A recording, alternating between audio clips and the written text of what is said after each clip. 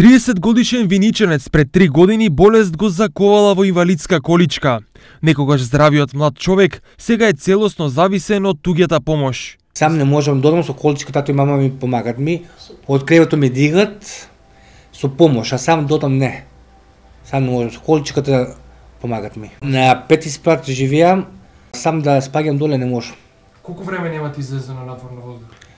Па има 2-3 години повеќе.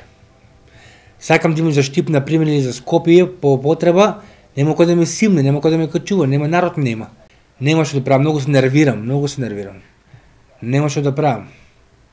Имам болки, на грбот ме болат, нозете ме болат, рацете ме болат. Од маката и болките на Зоран страдаат и неговите родители, кои веќе се во години и им е се потешко да се грижат за него. Се грижиме, го дигаме, го надиме, маки-мачиме со него. И со лифтот и со тоа проблем е да сакаме летно време да поеме да го прошетаме некаде, нема кој да го сипне доле. Па не еден ден и два. Па не можеме и ја не сварна, јас болна, раце ми болат, нозе ме болат, не можам ја. Здравствената состојба на Зоран е таква што тој може да стои самостојно, но не може да оди или да станува. Па за него многу голема помош би била доколку лифтот инсталиран за друга неподвижна жена во зградата само се продолжи до неговиот стан. На неа направи што се направи испрати и не спаѓа. Спаѓа на доктор оде, шета си со количката, шета, а јас што сум на 5 спрат немам лифт. Не само ми треба лифт да спаѓам до доле. А постано има ли начин нешто што може да се направи за да можете да се движите низ него, некои инсталации или... До зидот треба да се направи шипки, да почнем сам да се фаќам, да одам полека во купателото, на терасата, да се вежбам. И може ке продам.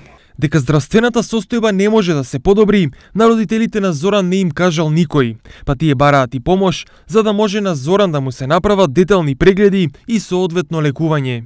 Сакам да се помогне на мојот син колку што може побрже да стане на нозе, да се најде чере, Скопје, дали на операција. Не мога више да работам с него. И треба колку што може побрже, додека мога, ќе му помагам. Ама кој ќе остареам, кој ќе дојде на 80 години, после кој ќе го чува него? Дај Боже да не е така, ама дај Боже да стане. За маките на Зоран и неговото семејство досега не се погрижил никој. Сведок на неговите страдања се само 4 ѕидови во кои овој млад човек го минува секој ден. Нивната скромност досега не им дозволила јавно да побараат помош, но стравот од неизвестното утре им даде храброст да излезат пред камерата и да го побараат она малку, кое за нив ќе значи нов исчекор кон подобар живот за овој млад човек.